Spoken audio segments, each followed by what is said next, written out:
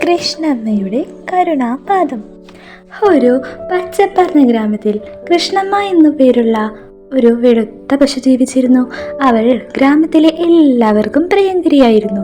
കൃഷ്ണമ്മയ്ക്ക് വളരെ നല്ല സ്വഭാവമായിരുന്നു. അതിനാൽ തന്നെ കുട്ടികൾക്ക് എല്ലാവർക്കും തന്നെ കൃഷ്ണമ്മയെ വളരെയധികം ഇഷ്ടമായിരുന്നു. അവൾ അവളുടെ അരികിലേക്ക് സഹായം ആവശ്യപ്പെട്ട് ആര് തന്നെ ചെന്നാലും അവരെ എല്ലാവരെയും സഹായിക്കുമായിരുന്നു. അതുകൊണ്ട് തന്നെ സഹായം ആവശ്യപ്പെട്ട് ചെല്ലുന്നവർക്കെല്ലാം തന്നെ കൃഷ്ണമ്മ ഒരു തണലായിരുന്നു.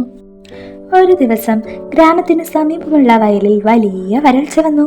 പുല്ലും വെള്ളവും ഇല്ലാതെ മൃഗങ്ങൾ വലയുകയും ഗ്രാമക്കാർ നിരാശരാകുകയും ചെയ്തു.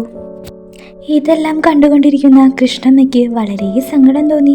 അവൾ ഗ്രാമത്തിലെ ആളുകളെ എങ്ങനെയെങ്കിലും സഹായിക്കണമെന്ന് കരുതി. അവൾ കുറച്ചു നേരം ആലോചിച്ചതിനു ശേഷം അവൾക്കൊരു ആശയം തോന്നി.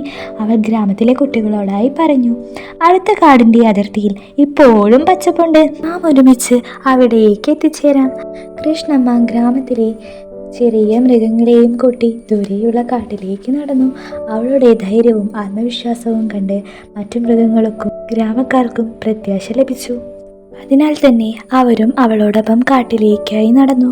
കാട്ടിൽ അവർക്ക് വേണ്ട പുല്ലും വെള്ളവും എല്ലാം തന്നെ കിട്ടി. അവർ വീണ്ടും ശക്തരായി മാറി.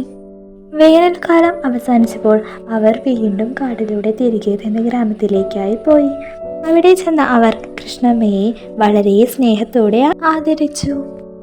ഗ്രാമത്തിലുള്ളവർ പറഞ്ഞു, നമ്മളെ രക്ഷിച്ചത് കൃഷ്ണമ്മയുടെ ധൈര്യവും കരുണയുമാണ്.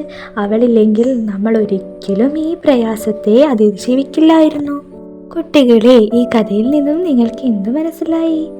കരുണയും ഐക്യത്വവും ചേർന്നാൽ നമുക്ക് ഏതൊരു പ്രതിസന്ധികളെയും വിജയകരമായി തരണം ചെയ്യാം. മറ്റുള്ളവരെ സഹായിക്കാനുള്ള മനസ്സ് എല്ലായ്പ്പോഴും നമുക്ക് പ്രത്യാശ നൽകുന്നു. Hope you enjoyed the video. Don't forget to like, share, and subscribe for more videos.